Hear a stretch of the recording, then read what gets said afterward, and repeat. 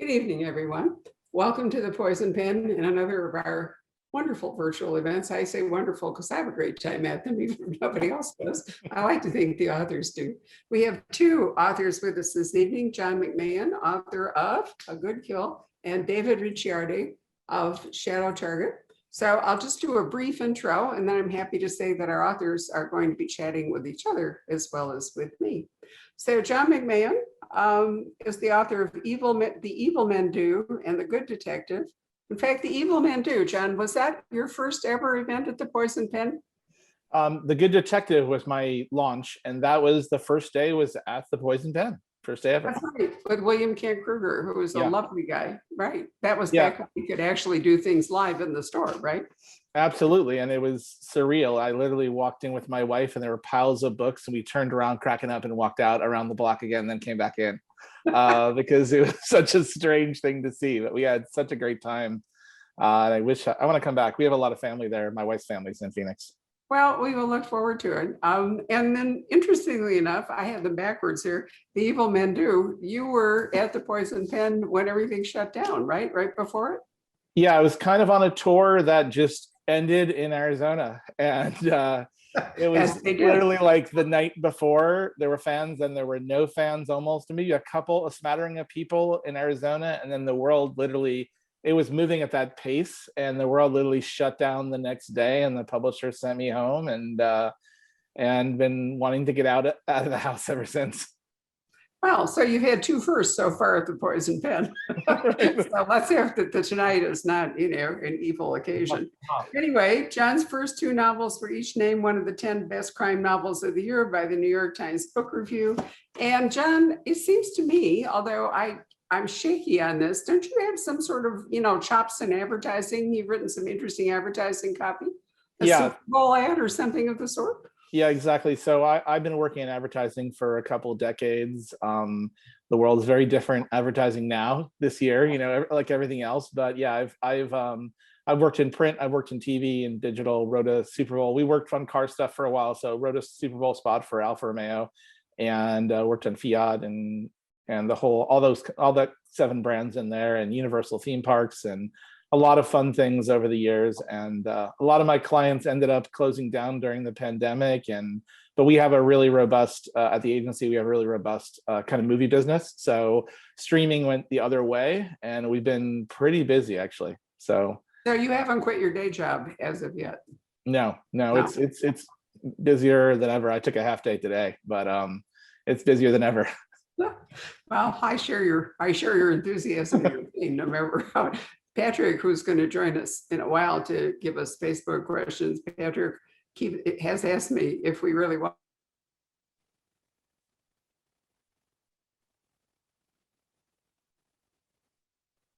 Are we frozen? Yeah, we did this virtually last year, didn't we, dear? But you were here for the first two. Sorry, Barbara, you froze up there for a second. Oh, I did? Oh, yeah. Well, sorry. I hope I'm not going to disappear and have to go to my phone, because if I do, it's going to be terrible. I said that you have been here for your first 3 books, although I think last year was a Zoom event, right? Yeah, last year we did it virtually, right? And the first year I was there for the launch of Warning Light was with Todd Scott, who's since become a friend, and we had a grand time. And then the second year I was there, I think it was the first 100-degree day we had out in Scottsdale, and we ended up having a nice dinner afterwards. Well, we did. So this is Jay Keller, who's a CIA field agent. And this is his 4th book, Shadow Target. I really love these books. Now, David has an interesting background in that he's kind of lived some of the things he does to Jake. Although surely you haven't gone down in a plane crash in the Alps. Please tell me this is not written from personal experience. It's a really terrifying scene. That's definitely a little literary license, yeah. Oh, okay.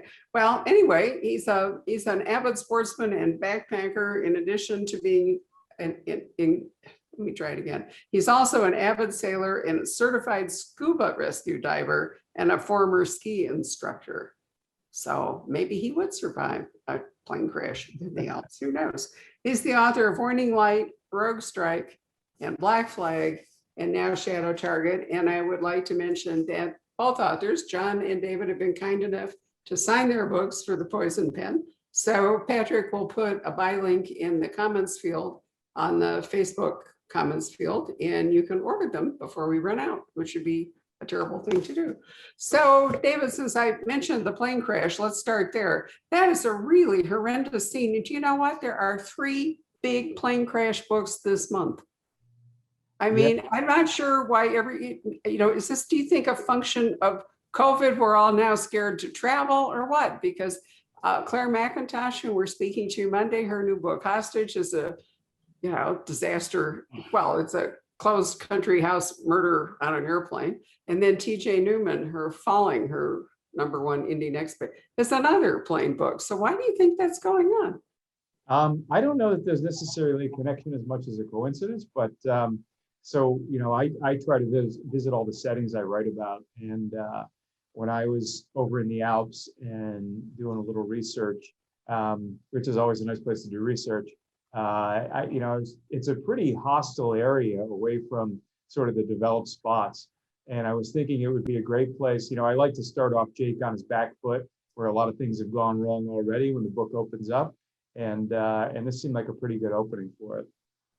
I certainly agree with you. I remember flying over the Dolomites on my way from London to Milan and thinking if the plane went down, they'd probably never even find us, let alone. I mean, it is indeed hostile.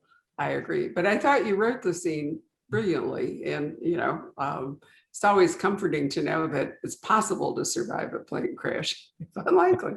Right. Yeah. So, John, your series character is P.T. Marsh. And he has had an ongoing thing since your first book. And it seems to me in this book that you're kind of winding up a 3-book story arc, where we know what his situation was in book 1. And in this one, you do a great job, I think. I mean, I think it's an excellent book, bringing it to a conclusion. There seems to be a hint in it that you might write something else. Would that be true? Yeah, so to the first question, the 3 books are kind of one storyline of P.T. Marsh and Remy Morgan and their personal arcs. And I would say since the beginning, like you said in The Good Detective, I started kind of laying down some details, and people at Putnam were really supportive of this sort of thing, like in series. But I think we've also all read like things where stories go on too long, certain stories, So there were definitely an arc to these things. And that's what the most fun was, is kind of getting in and working with the characters. You start to see them just like your friends and people, and you start to invest in their lives and say, okay, where could they go? Is this enough? What's satisfying for them? So yeah, it definitely is like a 3-book arc. I think there's a lot more stories to tell, but a lot of the personal storylines get wrapped up in the 3rd book. And lately in the last probably 9-10 months, I'm working on something new that's like a standalone. So it will not be in Mason Falls, Georgia. It will not have PT or Remy. It's going to be a completely different thing. So I'm pretty excited about it. So you're following the Michael Connelly career pattern, only he took 4 books before he decided to write a standalone. And, I mean, a 3-act play or a 3-book structure, a trilogy is really a very common number. There are fewer people that start out to write quintets than there are trilogies. Yeah, I think the tough thing is, like, if you're doing it, is trying to figure out what's in the middle. Like, it's a process with the middle book of like not saying certain things, and a process of stopping rather than starting. And that was really hard. I mean, we talked the last time I was here about like how hard second books are. I don't know if you remember that, Barbara, because I know you host a different person every night, but we had a good conversation there. And then afterwards with the 2 authors that were there with me, just about like following up a first act and that. And to me, part of that is you're learning discipline and how to build a writing space and how to plot and replot and how to research properly. You're learning a lot of like writing things while writing a book under deadline the second time. And at least I was, things I didn't learn, like logistical, like how to become a professional writer things. And so coming into the 3rd book, I felt like so much more equipped than I ever had to write a book. And this one sort of poured out of me. And I think it has that pace. It has that like 90-mile-per-hour pace. Like I literally had to build in like breath points into it, which I've never had to do because I was like, oh, the reader's going to be exhausted at this point. I agree. I think it is the strongest of the three. And maybe I felt that way in part because I did know his story and I was eager to see, how it wrapped up. But I probably had hundreds of conversations about second books. Believe me, it was not you. It's a very common thing to have to, and very often what happens is a person who wrote a first novel, which you had forever to write it, because most of the time nobody actually knew you were doing it. So Right. the pressure. And then suddenly you find yourself, it's like, oops, now I've got a year. And so I sometimes think the most fortunate authors are the ones whose books take a really long time to sell when they write their first book. And that gives them the time to work on their second book. So it isn't like a shock, to have to produce it when the first book publishes and does well. David, you've written 4 books, and you obviously are happy to be continuing the adventures of Jay Keller. Do you feel any pressure to do something different, or are you going to soldier on here? So it's a great question, and the desire to do something different and the desire to continue the series are sort of in balance right now. They're battling in my head as to what I should do. Jake, I love the turn that Jake has taken with this book, and it's really been a growth period for him. But there are a lot of other ideas just been kicking around that I would love to put pen to paper on. So I'm still wrestling with it right now. I haven't decided. I've taken a hiatus of writing during COVID, and it's been quite nice, actually. Well, it relieves the pressure of, having to produce so quickly. That's for sure. I think the problem, I love series and, they do really well, but for an author, part of the problem is that if you get an idea, it doesn't necessarily fit the series that you've created, the people you've created, or the place that you've put them, or the ensemble cast you've created. And if you're struck by lightning with a really fabulous new idea, there you are. So, it's great to explore it. But you both have read each other's books. So who would like to, David, let me ask you, talk to John, and then John can talk to David. Let's see what you guys produce. Yeah, I love the P.T. Marsh character. And it's funny you mentioned Michael Connelly before, because I first thought of P.T. as sort of a North Georgia Harry Bosch. And, he's got a lot of flaws. He's takes his job seriously. He's good at it. Has some interpersonal conflicts going on throughout the book that make it interesting and entertaining. Good to his partner, but doesn't let the partner see everything that's going on. I think there was a great line in there that really endeared me to John and PT as well. And it's written in the first person for people who haven't read the books. And PT says, her move was something I do, and it usually wasn't smart working off the P.T. Marsh playbook. And that just cracked me up because he's got a real sense of awareness of himself. And how did you come up with the character? Well, I think to that point, like specifically, David, like this is a book, if you're coming in here, which is interesting because I'm reading your series just as Shadow Target's the first time I'm reading it also. So, in the third book, he is definitely in a growth period for him.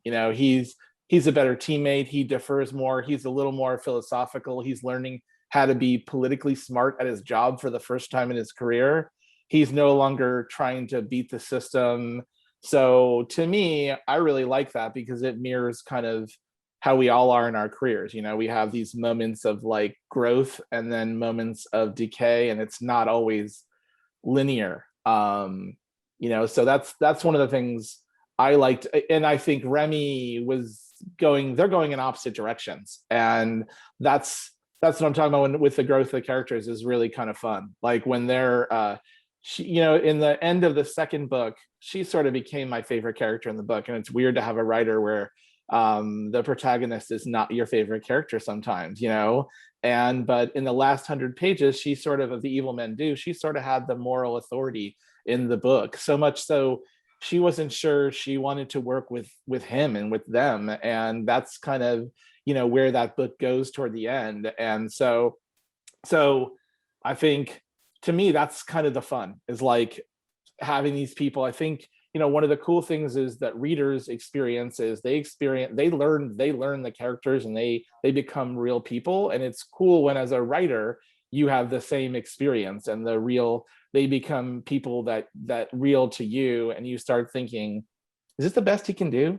Like, you start having the same existential questions you have for yourself about the characters. Like, oh man, he can't keep having this same problem. He has to fix this. He has to work on himself here, so that's where you said you had a supporting character who you liked even better than your protagonist. That's happened to me a couple times. There's an 80-year-old English woman in Shadow Target who made her debut in my first book, Warning Light. And I had so many people say, oh, she was my favorite character. I loved her. And, she went away. She wasn't in the middle two books at all, but she came back in the last one. And I've had a lot of people reach out to me already and say, oh, I'm so glad Celia is back. She just has an edge to her that my character maybe lacks. I wondered about that because, and then I started reading just the first couple of pages of Warning Light the other day, and I saw he was sitting next to someone on a plane, and I was like, oh, this is kind of, but that brings up a question I have for you, which is, people don't find the books in the order that you write them necessarily. So how has that been for you, and what feedback do you get from readers who are reading it not in the intended order? Yeah, so I always try to put enough background into each of the books so you can read it on a standalone basis. But I think you'll get a lot more out of it if you read them in series. And I think it's from a character development and growth, and just like you were talking about before with Barbara, the arcs of the stories, the characters. So it's definitely been like a journey for the reader as well as for the characters. And I think you enjoy the journey a little bit more if you do get a chance to read the books in series. But if you haven't, I think you can enjoy them, as little flings as opposed to a long-term relationship.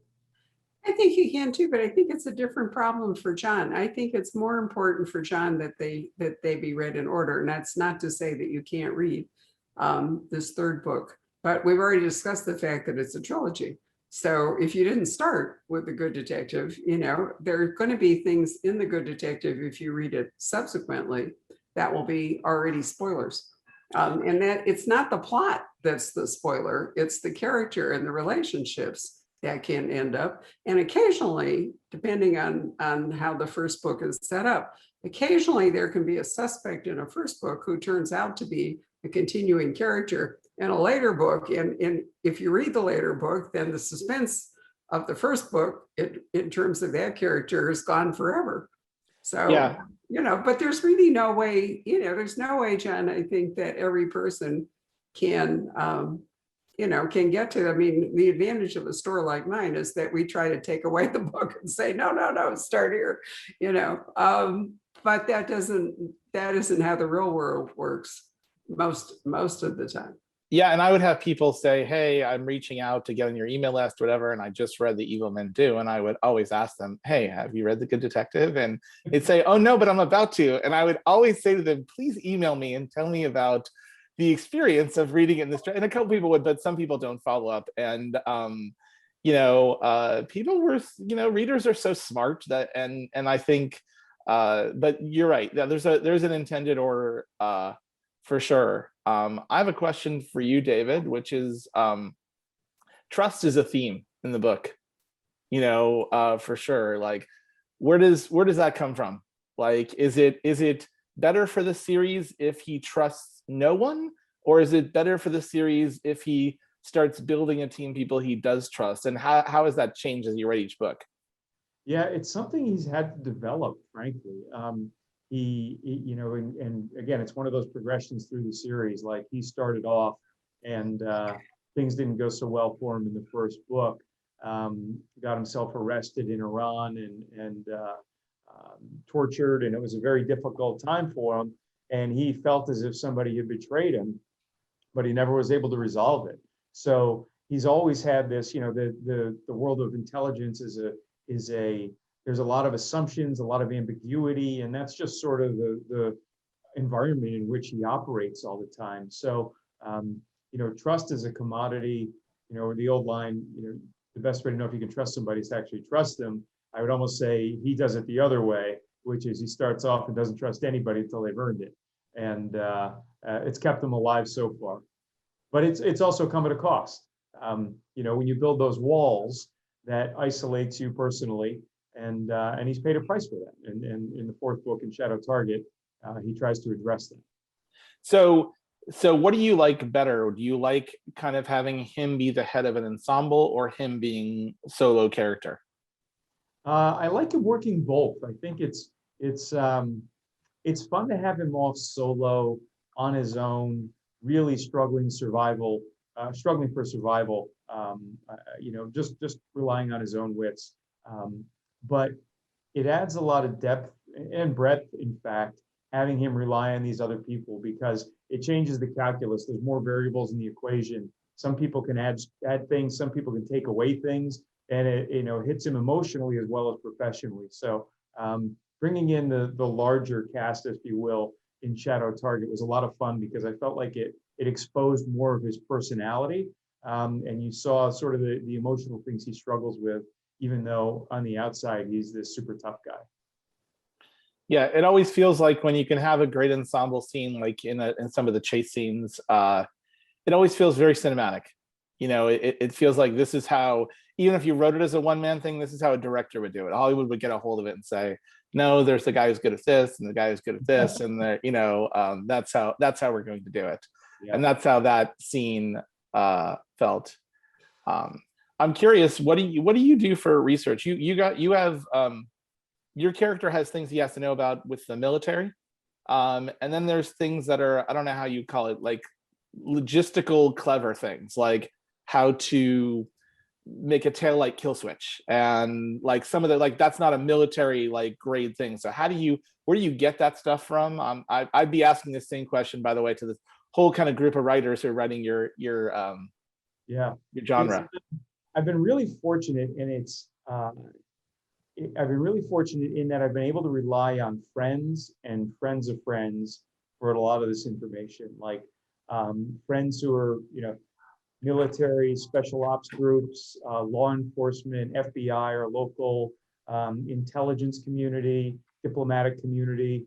And so I kick around a lot of ideas with these people, and they give me some really good suggestions. And once in a while, we dial it back a little bit for the book.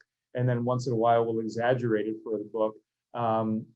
But it's great, like little things like, like the taillight kill switches, for example. Like that was an old FBI trick where they used to put those in their cars when they were running surveillance, and same thing with the headlights.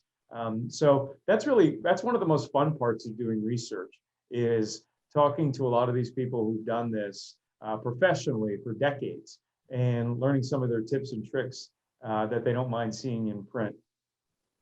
So John, let's address the question of how you know about police procedure, because you're writing about a cop. Yeah, so there's a ton of research. And then after the first book, you start to reach out and get to know some people. There's also, we're living in a time now where there's a lot of first person things. There's a lot of first person, podcasts and cops that do things, and a lot of them are nice enough where if you reach out to them, you can establish a connection and say, like, how would you handle this, or what do you think of this? And usually they're pretty good. The people I've talked to kind of prefer to just stay anonymous and get a copy of the book. They'd rather do that. But there's a lot of first person stuff that's out there, and then a lot of research. You have to get it right, for sure. John, one of the things I really like is the way you had PT was doing these quid pro quos with I'll say a politician. I don't want to give too much away for anybody who might have not read the earlier books, but and again, I apologize for the dog barking noise in the background. We don't even have a dog, but it's just kind of a COVID thing. So I have a little tape here of a dog barking. I love that, and A Good Kill opens with one of these quid pro quos coming, it's due, like right now. And it's a great scene. It's super suspenseful. And for me, coming in on the third book, it made me immediately want to go back and be like, oh, what happened? So what sort of made you put those things in there where, it builds up all this conflict, which is great because you resolve it over the course of the entire book? Yeah, I mean, I think that's what I knew going in terms of thinking about where I wanted to start. Um, what I knew is that I was going to want to start with what am I trying to say? With with that favor being called out, like so right away, he's been sort of trading favors with this person for 3 books, and the shoe is sometimes on the other foot, and he knows it's the wrong thing to do, but he needs to do it, or the other person needs to do it, has to do it to him because he's cornered. And what I knew is I knew that PT was going to be in a place where he's getting more healthy and he's growing and he's changing. And then right when he's trying to do that, he's going to get asked to do something that he does not want to do, and he's going to have to do it. He put him in a compromising position, and he knew it was a compromising position, but it was, there were extenuating circumstances. I love that scene. It was great. Yeah, and it's funny, like it was already written, because these things get written so far before they get out there in the world, especially in the last year. But I've had readers email me and say, I can't wait to see what favor he get asked. And I was like, it's not like I was hiding it in the second book or anything, but they're so readers are just so perceptive. But that's what I wanted to do. I wanted to say this is, I think he's in different states. I think in the first book, he's in this I have nothing to lose, and he realizes that's a lie. You always have a lot to lose. And in the second book, he's very fragile and trying to learn, and it's kind of like, everyone stop moving and I'll fix myself. But that's the problem, is nobody stops moving. In fact, people start moving twice as fast when you don't want them to. So I feel like, okay, in the third book, he was going to be in a better place and have a little more wisdom, and right when he does, it's going to come back and bite him in the ass. And how does he handle that? How does he still go through the growth at the same time and what's he going to give up, and what's he going to risk through all that? What's worth it to him? That's great. My character went through a similar progression, where in the first book, he started off with just getting his feet under him. Second book really came on strong, was a real power player. Third book went through some moral challenges, looked into the abyss, and had a real tough time coming out of it. And then in the fourth book, he resolves favorably in some areas, unfavorably in others, what he's dealing with. Both of you have a little bit of the Marquis de Sade built in, right? A certain amount of sadism or torture. Why you brought that up, I wanted to point out, because I think it's an interesting contrast here, given the 2 kinds of books you write about the location or the landscape of the book. So P.T. Marsh, I mean, he can't really move out of Mason Falls, Georgia, because he can't be a cop. Well, maybe in other parts of Georgia, but he certainly can't be a cop in, let's say, neighboring Alabama or journeying up to Illinois or something. So you're writing a series in one place, and you have to explore that. David, by the nature of a thriller, you're moving all over the landscape. So you're starting out in the Alps, where it's desolate and terrible, and you go to Paris, where it's sophisticated and wonderful, and you're in London. So thrillers almost always move across a wide number of landscapes, because there's always a chase element in a thriller. So is that part of the reason each of you chose to write the kind of book you write, is that you're more comfortable with that kind of location? Go ahead, John. I don't know. I knew in the first book there was going to be a subplot that kind of goes back to the time of the Civil War, so it had to be set in the South, and I had been traveling to Georgia on and off for 10 years. So I knew, and what would happen is we'd be on a down period in between filming something and prepping. And for whatever reason, I started driving up north, and I just kind of fell in love with that area. So when I got to the point of writing that book, I was like, well, this is the area that I know, and am going back to frequently, so I can research more and more of it. And I ended up spending a ton of time there, not like a resident for sure. I'm not a local. I have to do a lot of work there, but it's fun building out a fictional place. It's you can take pieces and parts of Northwest and Northeast and kind of move them. I've had people say, I think I know where it is. You know, I think I know where Mason Falls is here. And then like suddenly it jumps and it's, 100 miles away. So I think it gives you a certain liberty. And I grew up in a lot of different places. So I think that gives you some license to like not feel ownership over one area.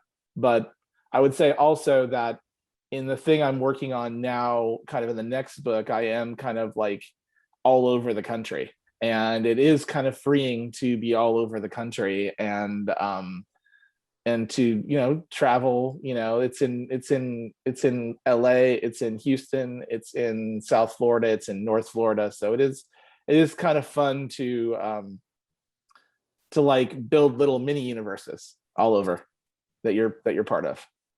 But Yeah. David, what's your answer?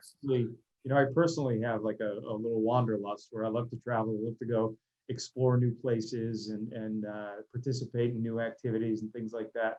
And I see, when I create a setting, I like to bring the reader along, almost like it's a little vacation for them, where they're immersed in the book. I want it to be a sensory experience. I want them to smell it and feel it and taste it and really experience it and make it feel like they're right there next to the protagonist. So setting it in the ice cold Alps or in Paris, as Barbara alluded to earlier, I feel like it's like a little trip and a little, I don't want to say education, but a little vacation for the reader as well.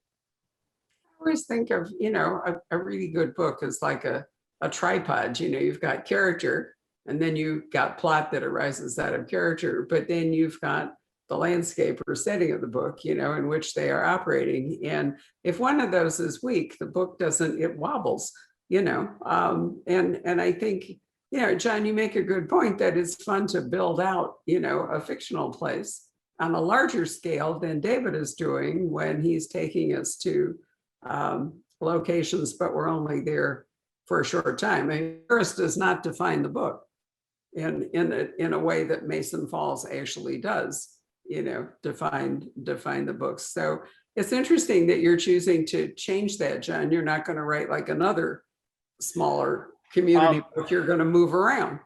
Yeah, I mean, first of all, I'd love to write more P.T. Marsh books. I'll just throw that out there. That's I think it's good for me to get my head out of it for a little bit and write something different. But I love that town. I think of that town as like it's totally a real place in my mind. I've like mentioned things to my wife where she's like, that's not a real place, right? Like that's that's just a place in your book, right? And I'm like, yeah, I sort of know that, but it is and I'll say that like you have to take it seriously. I have like a scribble I've done, and then for Christmas my daughter made like a full-size like poster board. I had a scribble of a map, and then I would like put all these things on it, and then at some point she has like a whiteboard wall. I took the scribble in and drew it on her wall, and then for Christmas she put it on a big poster board. So I have like a real legitimate map of like the whole freeway system of the area and everything. And I will say the books are starting to like go out a little. Like the first one was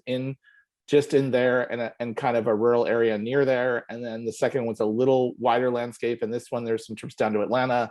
So it's getting a little bigger, but yeah, it's a constricting thing.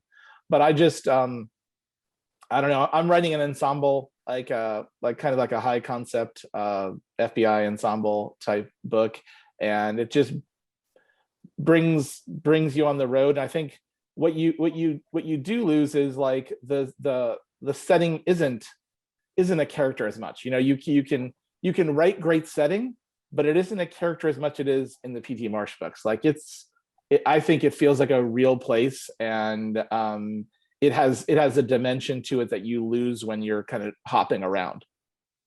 I bonded with Tony Hillerman and the Navajo Res, and Bob Parker in Boston and so forth. And I love landscape as a real character. I really do. So David, when you're picking places, are you picking places that you yourself like to go, or that or are you picking places based on the plot? I mean, does the place direct the plot, or does the plot direct the place? Great question. It goes both ways. A lot of times, like we talked about with Shadow Target, I was actually, on a ski trip and when the plane crash idea came to me. But there are other times where I said, okay, I guess just take one step back, is I like the setting to provide some sort of physical challenge right there. I like it to make Jake's life more difficult because he's either traipsing through a desert, or he's in a war-torn country like Yemen or something like that. In this case, he's up in the Alps. So I like it to complicate his life. Sometimes it's the result of a place that I've been that has inspired something. More often, I would say it's I've chosen a place that represents, either for a political reason or just a physical challenge, and then I've built some of the plot around that. So for me as a reader, I read, and we host a ton of books, like yours, so to speak, or at least in that general direction. And sometimes I find that I bond with one because of where it is. I'll take Jack Carr for an example, because he's kind of my guy. I'm growing up to replace Vince Flynn, and I'm very fond of Jack. And I like his books, but his third book, where he goes to Eastern Russia, is the one that really wins my heart, because it's so incredibly dramatic. I'm not that familiar with it. I studied Russian in college and all, but there's that landscape in that book, and I'm going blank on as to the title. I know The Terminal List is the first one, clearly. The The Devil's Hand is the fourth one. So I'm losing the title of the third book. But sometimes I bond as a reader with a book because of the place, even if the story, whatever, Right. is just as strong, or sometimes the plot's more interesting, but sometimes I'm engaged. I think that people who read crime fiction in a very broad sense, part of the reason they read it is to learn things. They read it to learn stuff, because it's a great way to do that. They're curious. Many of them like to travel, they want to broaden their horizons. And I often think that readers bond to books in a long series sometimes, by where you happen to put it, if it's a personal interest. So, we'll see how that works out. The only person I know who has designed a series where he can go different places and never have to drag anything else along is Jack Reacher. Lee did come up with a really brilliant design, in that sense that every book can be new. He can have a new idea basically for almost any book, because Reacher can, adapt to that. He doesn't drag any baggage with him.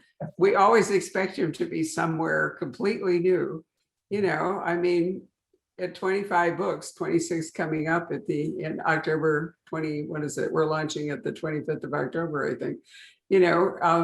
It's like every book is a new book in many respects, but at the same time, you lose some stuff. You don't get to bond, with other characters, and he doesn't have any real emotional growth, right? Because he gets on the bus and he rides into town, and he cleans up whatever it is, then he rides away, and he's still Reacher, right?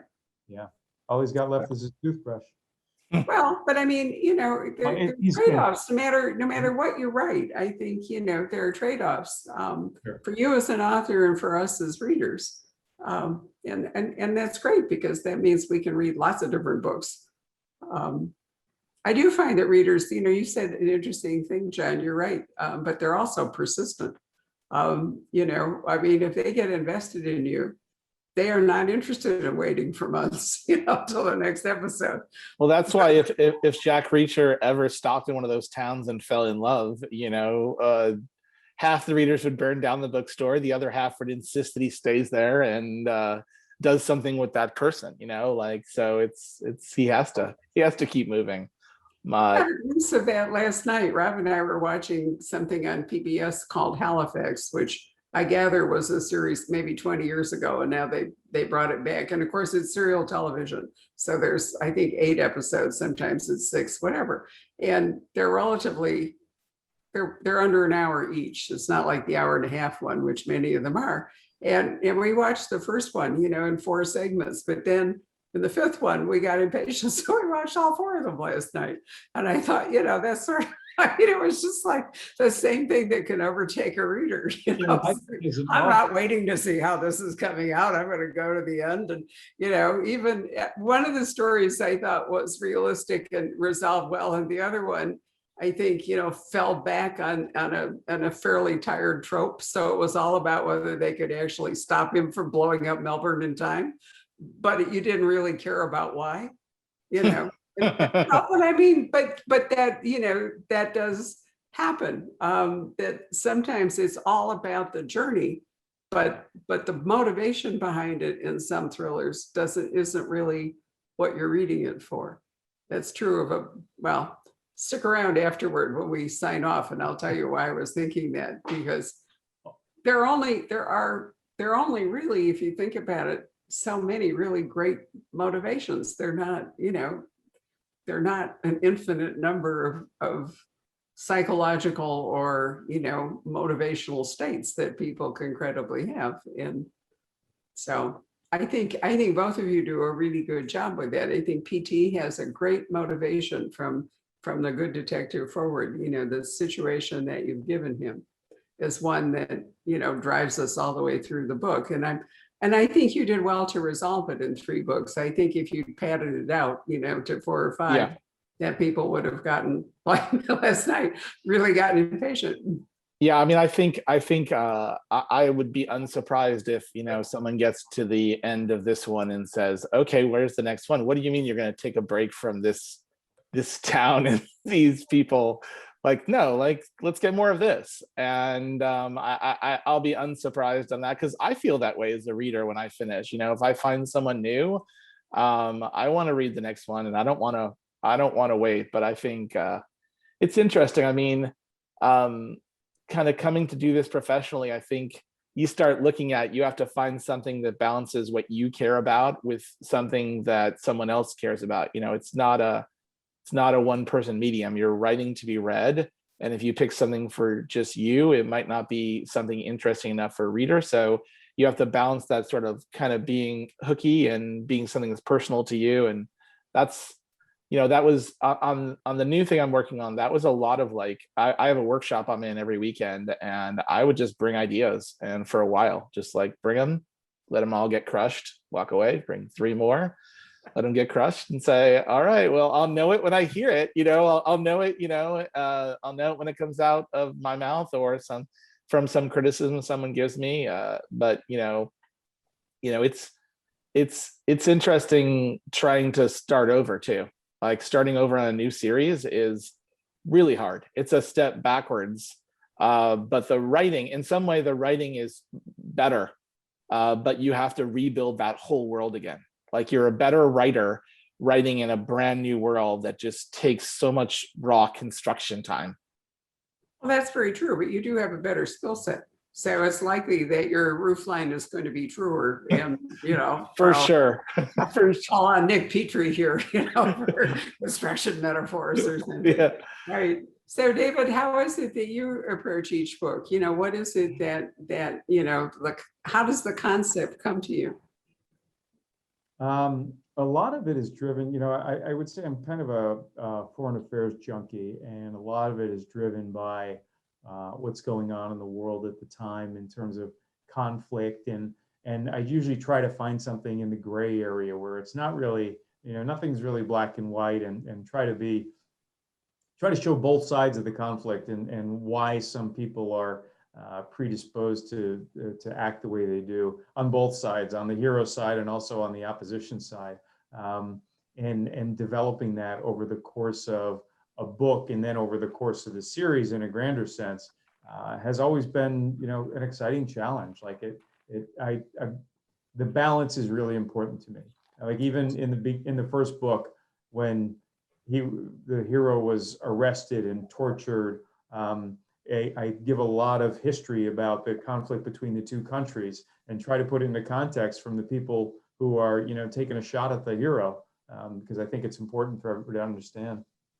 I read your book back to back with Brian Freeman's first Robert Ludlum book, Treadstone book, which I'll be talking to you about in July. And I found a number of parallels in terms of what interests you both and the kind of action.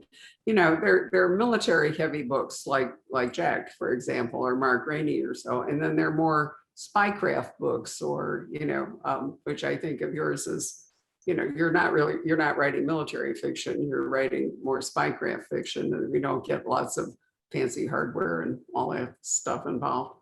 And I think oftentimes people group them together, but they're really quite different.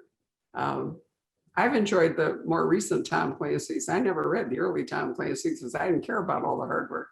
They were too technical for me, but I think the more recent ones that people have written, Don Bentley's new one, it's a lot more about character. And, so I like those better, but then I'm not a guy with a gun. So, has to appeal to different readers. Patrick, should we call you up from your blank spot and see if we have questions from the audience? I love the way this works. Isn't it great? I don't, it's funny, there are a number of people watching and making some comments, but no real questions, although I've solicited them to ask questions. I don't really see any. There are a number of people. Sarah mentions how much she likes John's books. So nothing really to mention yet. I'll keep my eye on it. So guys, do you have questions for each other? I keep interrupting you, so you probably have more. Well, I was curious. So is this a community, like David, like you mentioned Don a minute ago, Mark Greaney, like yourself, is this like a growing kind of new wave of guys that are all, and maybe ladies too, that are all writing these books? And like, do you guys have secret meetings? Is there a handshake? We do, actually. We all have the same editor too, coincidentally. We have the same publisher and the same editor. So, I wouldn't say there's necessarily a secret handshake, but they're both just great guys to take it outside of the writing. But Don and Mark are just two solid individuals. And I think it's a popular genre. It's a crowded genre for sure.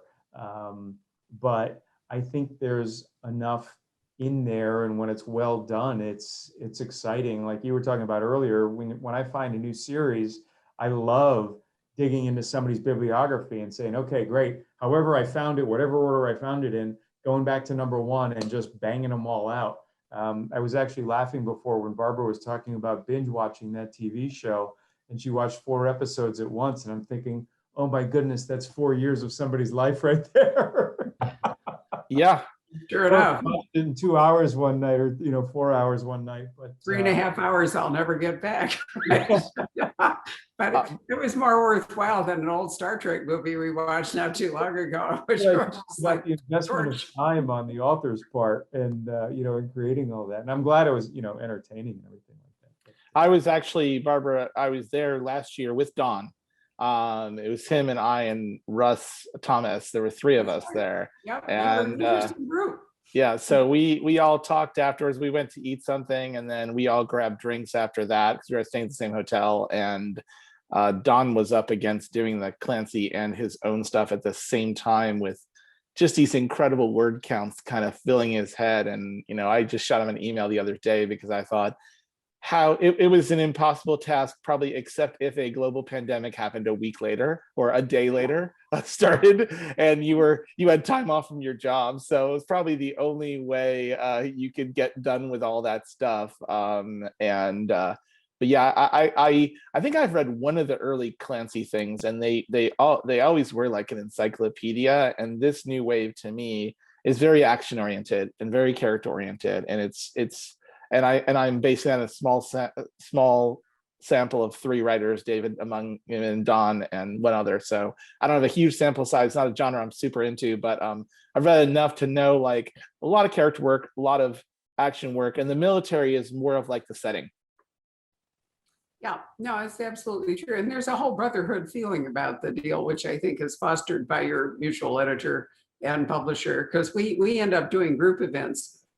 When Mark published, I think I brought in 5 or 6 guys in the genre to do stuff. You're interestingly more like Russ Thomas. I think is a wonderful writer, but he's in Sheffield and England, and I actually got Lee Child's brother Andrew, who's the only person I know from Sheffield that I could actually corral into coming in and talking to Russ. And even though their books are very different, they bonded over Sheffield. and that was a lot of fun. I really loved that night because there were, it was an interesting range of authors.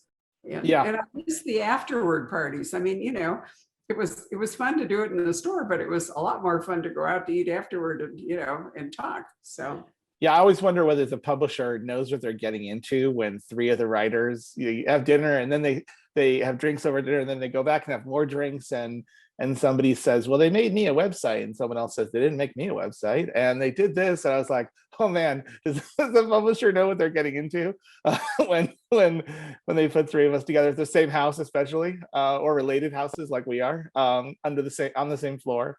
But we had a great. I say we have a poison pen right at the Hotel Valley House, so that everybody went there. But no, so it was really a lot of fun, to talk to everybody. I mean, there are things that you say in public in front of an audience, and then there are things that you can talk about in terms of the books and craft and so forth that would be total spoilers if you did them, at the time. That's the only frustration of doing so many book launches or early in the, right when a book comes out, is you can only talk about a book in a very confined way, right? Because you're going to ruin it for the reader if you've read it because you wrote it. I've read it because I'm your host, but we can't assume that anyone else has had time to read it. So we've done a couple of book club follow-ups, which have been interesting. We did one for Brad Taylor and we did one for Brad Thor, and we're about to do one for Jake Tapper with David Baldacci. And, the deal is that we're going to talk about the whole book. So you have to delay it for a while to give people a chance. If we had more time, I would do that much more often for authors, because I think that there's a lot of valuable feedback that you would get if you could talk to readers who've read the book, and the readers can get from each other. Patrick, it's been interesting, hasn't it, to do it? It sure has, yeah. Yeah, it has been. Actually, I have a question or two that have come in. I think I guilt tripped them into submitting a few. Lauren asks, David, how would you describe Jake's character progression over the course of the 4 books? Yeah, he's definitely gone from a lone wolf, very self-assured, to getting that self-assurance beaten down pretty hard over the course of the 3rd book. By the time of the 3rd book, he's really not sure what's going on, and he's not sure who he can trust and where his life is going. And then the 4th book is his attempt at redemption and his attempt at I would say figuring out what his priorities are in life. Let's see, here's kind of a random question, but an interesting one. Tony asks, what 3 books would you take on a desert island? He's been reading the New York Times where they ask that question every year. Is that right? Yeah, no, it's which 4 authors would you have for dinner is the New York Times version. Oh. But here we go. So John, what would you do? Wow. Probably my favorite writer in the last 15 years is James Lee Burke. So it would probably be a James Lee Burke book. If I have to pick one, I would probably, I'll pick 2 of his.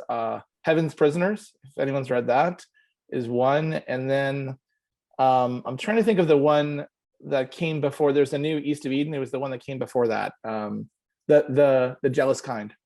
The Jealous Kind to me is like one of the prettiest books. The descriptions are just so thick. It's if you like Burke, a lot of people think it's too thick. If you don't like him, if you love him, then you love it, and you just want to like climb inside a scene, and you're just like dripping with details. So that would be one. Oh. All right, I would say Endurance by Alfred Lansing. And for those that don't know the story, it's about Shackleton, who is shipwrecked. I read it while traveling from Ushuaia to Antarctica in a typhoon.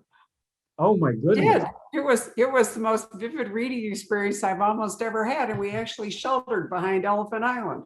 Oh my God. Amazing. Yeah, so it's one of my favorite adventure stories of all time. And I can't imagine, I'd like to do that trip myself one day. But it'd also be pretty good if you're marooned on a desert island, because it's all about survival, a shipwreck survival. And there's a couple versions of the story out, and the Alfred Lansing version is in my opinion, the best by a long shot. The practical side of me would want to I have over on my shelves the U.S. Army Guide to Survival, just because it would also be a practical book to have along. Teaches you how to make snares and how to trap animals and things like that. As far as reading pleasure goes, I honestly would probably bring something like Edgar Allan Poe, because I can read that over and over again and find new things about it that I like a book of short stories. I think that would probably be it for me. I wonder if anybody ever says Robinson Crusoe when they're asked that question. Probably not. Oh, but he's right about endurance. And, the brilliant thing about Shackleton is that he brought everybody back alive. I mean, under absolutely unbelievable odds. So it's a great story and a true story. That's even more surprising. It's a true story. Yeah. My favorite fiction book. So Patrick, let me, I'm sorry, was there anything else? No, nothing Okay. I can see. Well, now let me remind everybody, these two terrific books, Shadow Target by David Ricciardi, the fourth Jake Keller, and A Good Kill by John McMahon, the third P.T. Marsh, end of the trilogy. Autographed copies can be yours at the Poison Pen. We will have a podcast available for you to listen to, should you wish to, and this will live forever on our Facebook video page, so you can encourage other people to watch it. So let me say thank you to both our authors. Don't go away. Patrick is going to take us off Facebook because I have something to say to you. Thank you for joining us, and good night, everybody. Enjoy the rest of your evening.